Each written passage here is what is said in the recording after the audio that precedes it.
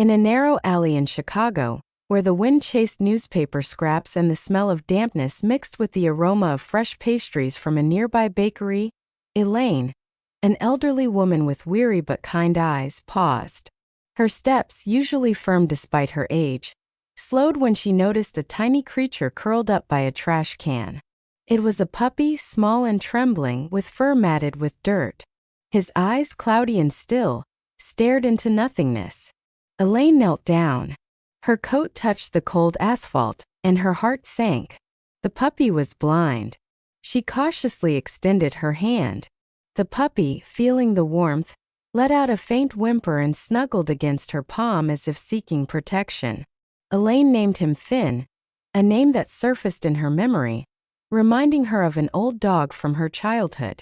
"You're not alone, little one," she whispered. Her voice trembled with pity. Wrapping the puppy in her scarf, she hurried to the veterinary clinic that was 2 blocks from her home. The evening air was cool, but the warmth of Finn pressed against her chest kept her warm.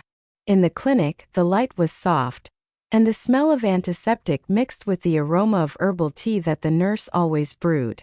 Dr. Miller, an elderly veterinarian with a wrinkled face and kind eyes, examined Finn. His fingers, accustomed to examinations, moved confidently, but his brows furrowed. "Elaine, it's serious," he said, gently stroking the puppy. "He's blind, and not just that. He's weak. Malnutrition has made him as fragile as an autumn leaf. His mother probably couldn't nurse him." The doctor's voice was soft, but there was a heaviness in it. Sometimes kindness requires difficult decisions. Euthanasia might be the most merciful thing to do. Elaine felt her heart clench as if someone had squeezed it in a fist. She looked at Finn, who was whimpering faintly, buried in her scarf. His tiny paws trembled, but he still tried to lick her fingers. "Mercy," she whispered. Her voice shook with tears. "But he's alive, doctor, he feels." Miller sighed. His eyes expressed understanding but also a weariness from such conversations. "I know, Elaine, but think of his suffering. Blindness, weakness, that's no life for a puppy." He fell silent, giving her time to think. Elaine shook her head. "Give me a few minutes, please. I want to say goodbye." The doctor nodded, his face softening, and he quietly left the examination room, leaving Elaine alone with Finn.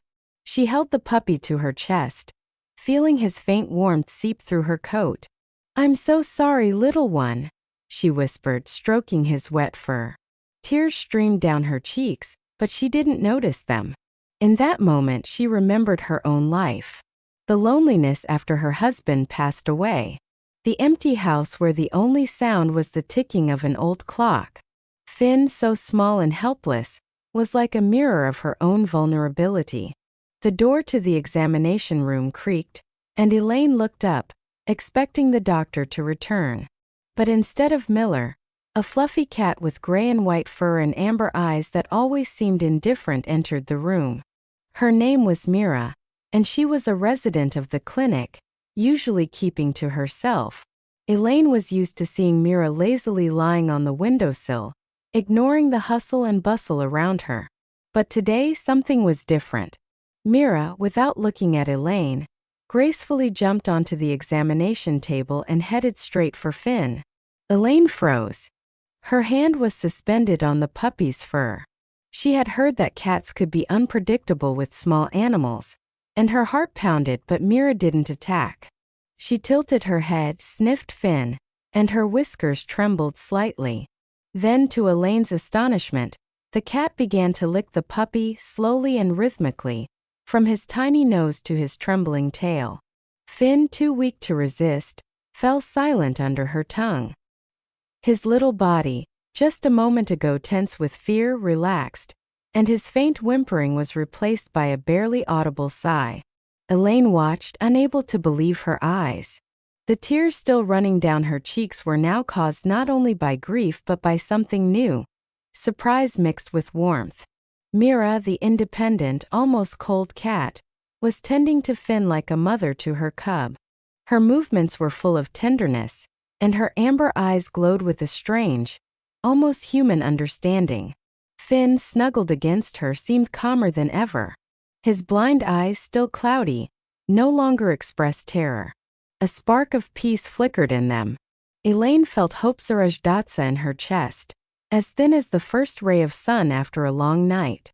She didn't know what would happen next, but in that moment, looking at Mira and Finn, she realized that the decision that had seemed inevitable was suddenly not so clear-cut. "Do you feel her, little one?" "Yes, baby," she whispered. Her voice trembled with emotion. Mira looked up as if in agreement, and continued to lick the puppy as if to say, "I'm here. I'll take care of him." The door creaked again, and Dr. Miller returned, holding a syringe with a sedative. His steps slowed when he saw the scene before him. Mira, curled around Finn, was hugging him like a mother, and the puppy was snuggling against her warm fur as if he had found a home. Elaine looked up at the doctor with tear-streaked but determined eyes. "I can't leave him, doctor," she said firmly. "Mira, she knows something we don't. I want to give him a chance." Miller was silent. His gaze shifted from the cat to the puppy and then to Elaine. He saw the scene, fragile but full of life. "Elaine, it won't be easy," he began, but his voice softened. "But maybe I was too quick. Let's try." He put down the syringe and knelt beside them, watching as Mira gently nudged Finn closer to her. In that moment, the clinic, usually filled with hustle and bustle, seemed to freeze, surrounded by the silence and warmth of this small miracle. Elaine wiped away her tears and smiled for the first time that evening. She knew there would be difficulties ahead, but a tiny flame had been lit in her heart. Finn, Mira, and herself, they were now connected by a thin but strong thread of love. This night, cold and dark outside, became the beginning of something new inside the clinic, something that promised hope. Elaine opened the door to her small apartment, and the smell of old wood mixed with the scent of lavender soap greeted her.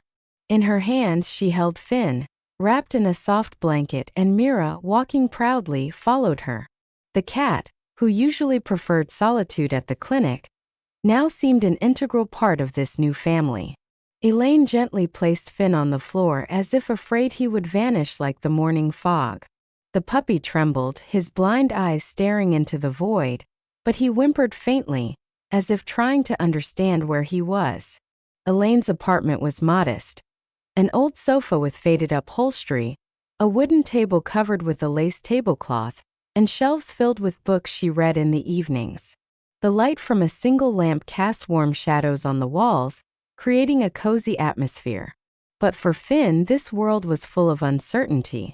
Elaine knelt down, her knees creaking slightly, and whispered, "This is your home, little one. We'll manage." But there was a shadow of doubt in her voice. Could she, at her age, give this fragile creature everything he needed? Mira, as if hearing her thoughts, walked over to Finn. Her movements were confident yet gentle. She nudged his side with her nose, and the puppy, feeling the warmth, turned toward her. Mira began to lick him, just as she had at the clinic. Her tongue moved rhythmically, soothing him. Finn, still weak, stopped trembling and snuggled against the cat. Elaine watched them, her heart overflowing with tenderness. "You know what you're doing, don't you, Mira?" she said softly, and the cat seemed to answer, looking at her with her amber eyes, which held a flash of understanding. The first few days were full of challenges. Finn, unable to see the world, bumped into chair legs, tripped over the doormat, and whimpered pitifully when he lost his bearings. Elaine tried to help, but her movements were slow, and her heart ached with every whimper. She set out a bowl of water and puppy food, but Finn couldn't find it. That's when Mira took matters into her own paws. The cat gently nudged the puppy toward the bowl, her tail brushing against his side as if showing him the way. When Finn started to eat, Mira sat beside him, patiently watching like a mother caring for her child. Elaine, sitting on the sofa with a cup of tea, watched the pair. Her fingers twisted the edge of the tablecloth as her thoughts returned to the past, to the days when her home was filled with the laughter of her husband and the daughter who had moved to another city. Now the silence was broken only by Mira's footsteps and Finn's soft snoring. But this silence was different. It wasn't empty. It was filled with warmth.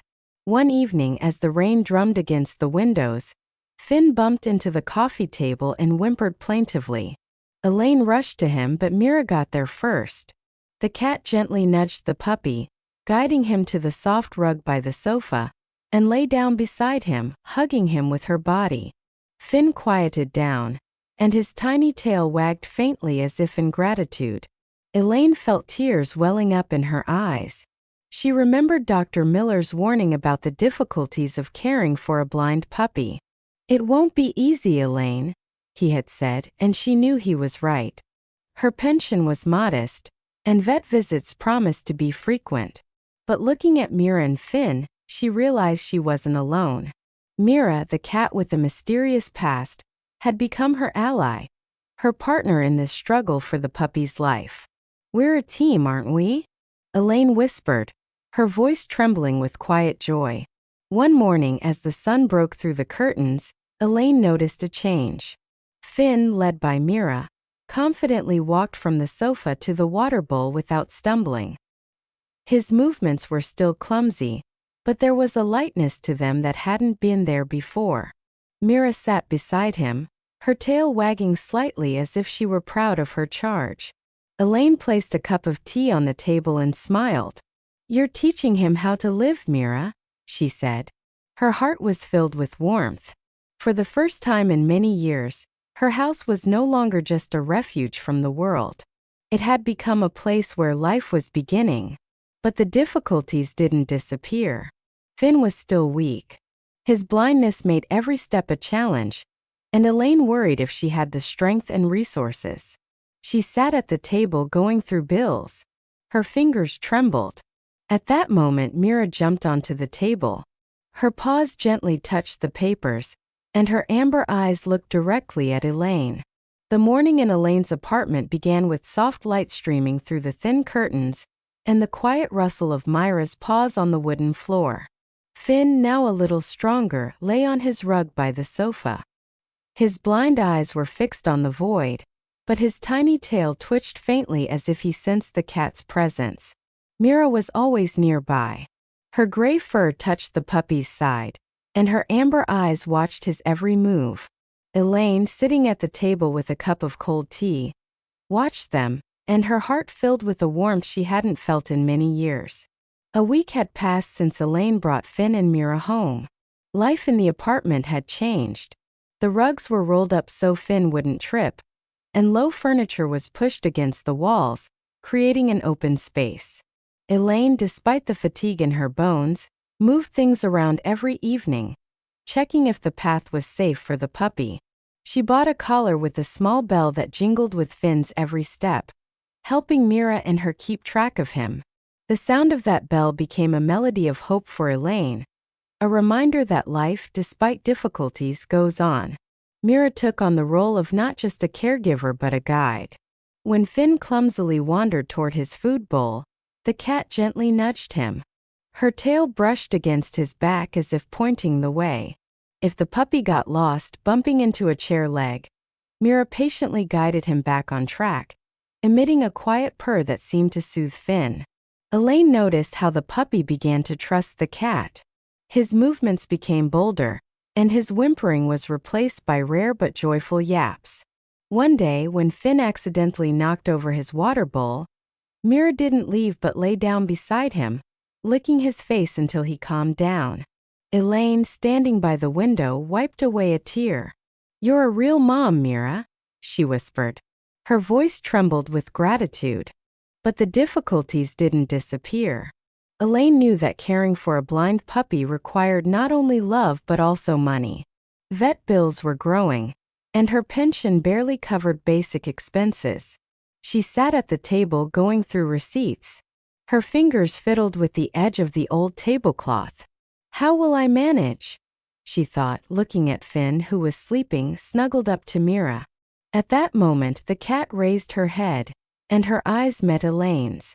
There was something more than just instinct in them, like a promise that they would get through this together. Elaine smiled. Her anxiety receded, if only for a moment. One morning, Elaine decided to take Finn to Dr. Miller for a checkup. She was worried that the puppy's weakness would return, but Mira, as if sensing her anxiety, stayed close to Finn as Elaine got ready. At the clinic, Dr. Miller carefully examined the puppy. His hands moved with their usual confidence. "He's gained weight, Elaine," he said. His voice was soft but surprised. "His fur is shiny, and his heart is beating stronger. I didn't expect such progress." He looked at Mira, who was sitting on the examination table, hugging Finn with her body. "Is it all her?" he asked, a smile flickering in his eyes. Elaine nodded, her throat tight with emotion. Mira won't let him give up. She's like his mother. Dr. Miller thoughtfully stroked the cat. His fingers lingered on her gray fur. "I've seen many animals, Elaine, but this is something special." He fell silent, watching as Mira gently nudged Finn toward the food bowl that the nurse had placed on the floor. The puppy, led by the cat, began to eat. His bell jingled quietly. Elaine felt her heart fill with pride, not only for Finn but also for Mira, who had become their shared salvation. Back home, Elaine noticed another change. Finn, following Mira, began to explore the apartment more boldly. He yapped when he stumbled upon a toy, an old rope that Elaine had found in the closet. Mira, as if understanding, nudged the toy closer, and Finn, for the first time, playfully tugged on it. His blindness hadn't disappeared, but there was genuine joy in his movements. Elaine sat on the sofa. Her eyes glistened with tears, but now they were tears of happiness. She remembered Dr. Miller's words. It won't be easy. Yes, it hadn't been easy, but every small step Finn took, every purring sound from Mira, made everything possible. In the evening, as the rain once again drummed against the windows, Elaine sat with a book, but her gaze kept returning to Finn and Mira. The puppy was sleeping, snuggled up to the cat, and Mira, like a guardian, lay beside him. Her tail lightly touched his back. Elaine closed her book and whispered, "We're making it, aren't we?" Her voice held hope, thin but strong, like the thread that bound the three of them. She knew there were still many challenges ahead, but in that moment, in the small apartment filled with warmth, she felt that they were on the right path. Sunlight streamed through the curtains, casting golden stripes on the wooden floor of Elaine's apartment. Finn, now a bit more confident, lay on his rug. His bell jingled softly as he moved his head, listening to the sounds. Mira was, as always, nearby. Her gray fur touched his side, and her amber eyes carefully watched the puppy's every move. Elaine, sitting at the table with a cup of tea, looked at them, and her face was illuminated by a gentle smile. Her home, once quiet and empty, was now full of life, not loud but warm and real. Over the past weeks, Elaine had transformed her apartment into a safe place for Finn. She had removed all the rugs, leaving a smooth floor on which the puppy could move without fear of stumbling. The low coffee table was moved against the wall, and Elaine had put soft pads on the furniture corners so Finn wouldn't hurt himself. She found old bells, remnants of Christmas decorations, and hung them on doorknobs so their jingle would help the puppy orient himself.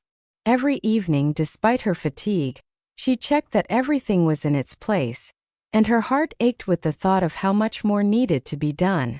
But looking at Finn, who now walked more boldly behind Mira, she felt that it was all worth it. Mira became Finn's true guide. The cat led him through the apartment. Her tail served as a guidepost, and her quiet purr was a signal that everything was all right. When Finn stumbled upon obstacles, Mira gently nudged him, correcting his direction.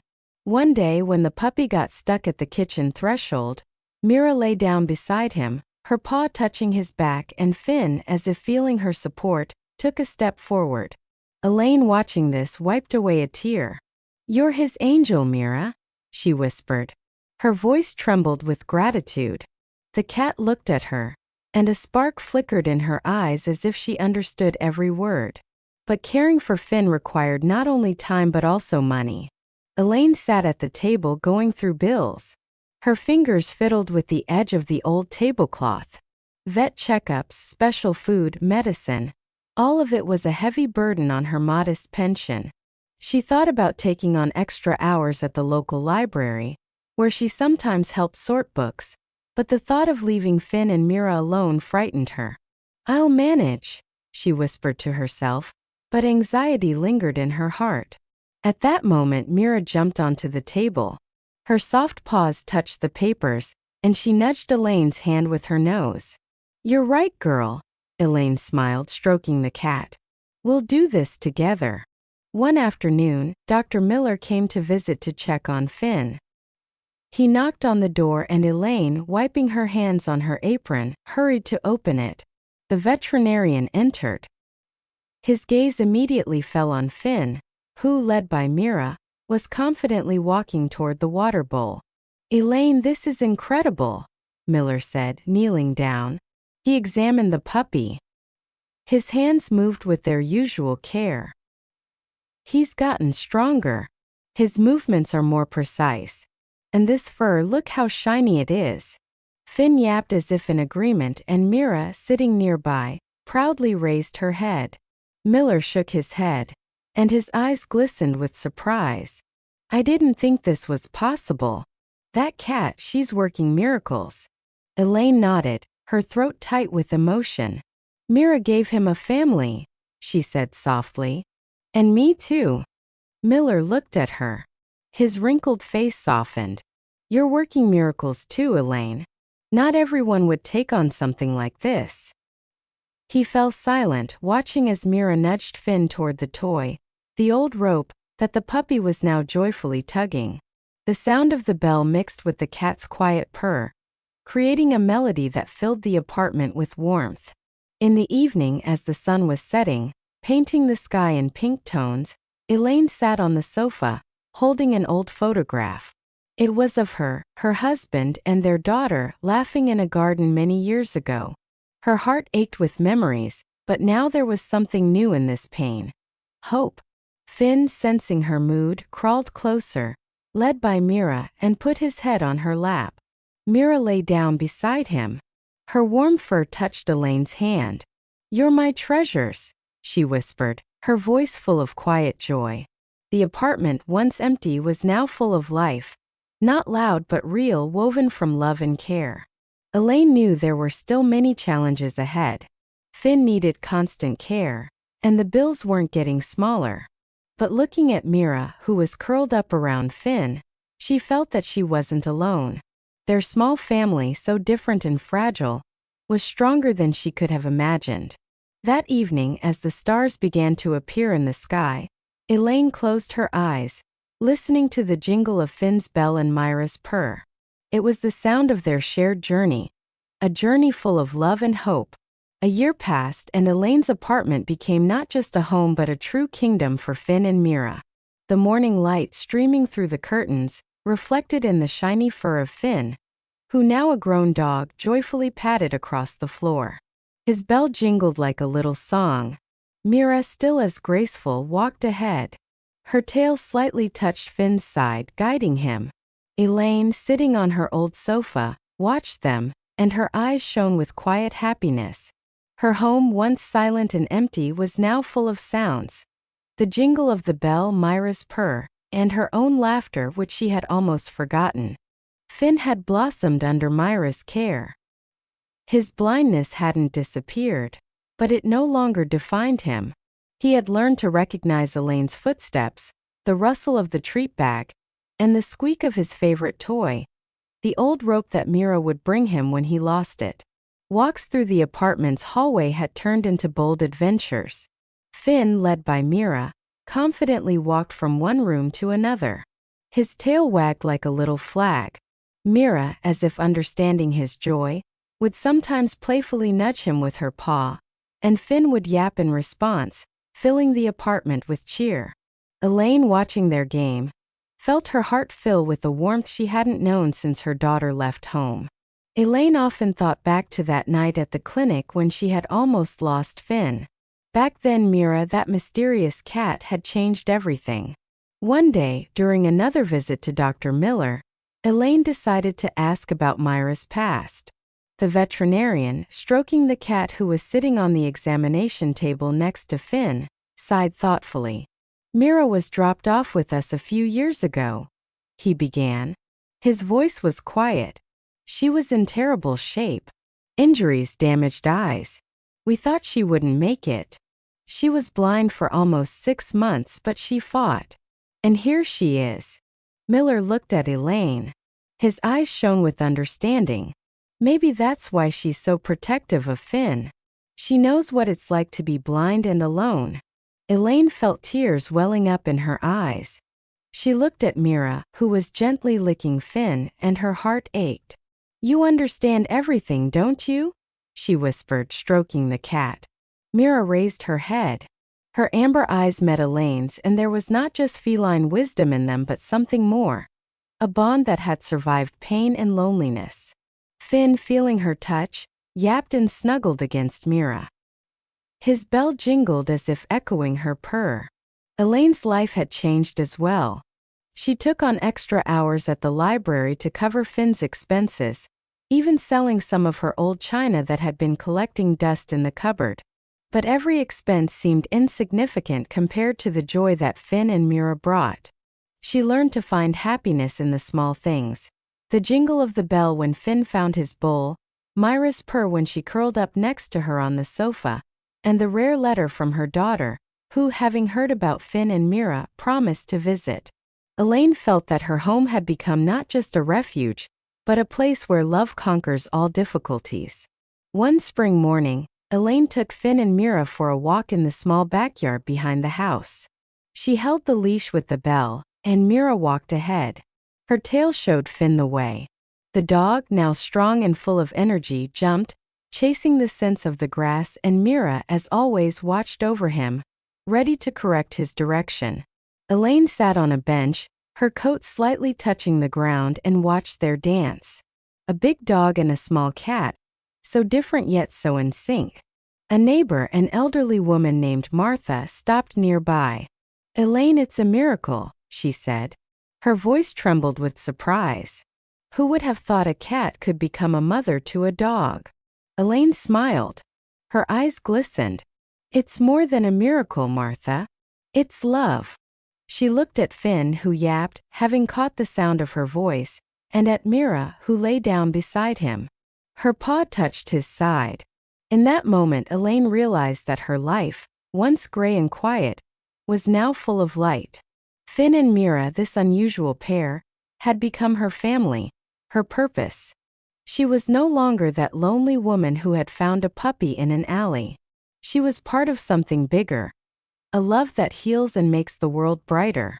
In the evening, sitting on the sofa, Elaine held an old photograph. It was of her, her husband, and their daughter.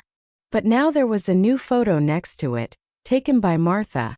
Elaine with Finn and Mira together in the sunny yard. She smiled, her fingers touching the image, and she whispered, "We're home."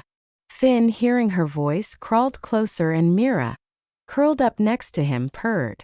Their small family, woven from pain, care, and love, was full of quiet happiness. A happiness that doesn't need to shout.